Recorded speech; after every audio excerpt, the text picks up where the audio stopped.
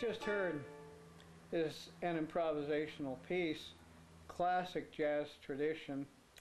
Where did that come from? Because we look at improvisation in a lot of different ways. It has quite a bit of significance. Part of the significance of improvisation is when you look at a life that's a little bit chaotic, and how do you get through it when you don't know what's happening next? You got to improvise.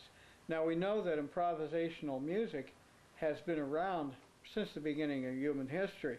As a matter of fact, most music throughout history, and non-history you might say, has been improvisational. But we're used to the idea that came from Western Europe, where everything's written down and performed the same way every time.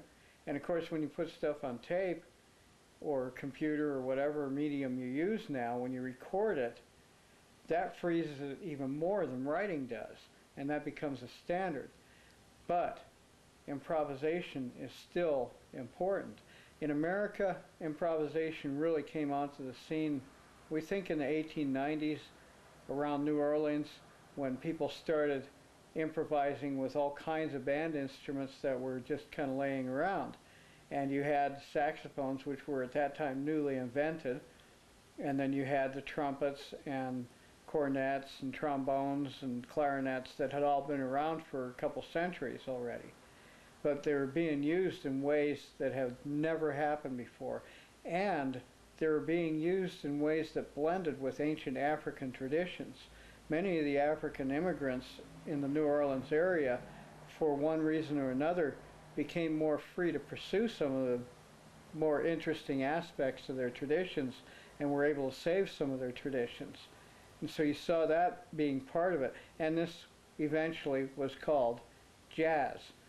Improvisation serves some unique purposes in some of the work that we're doing in this group here in Fort Collins, because we have found that you can bring someone in, and this can be any random civilian, so to speak,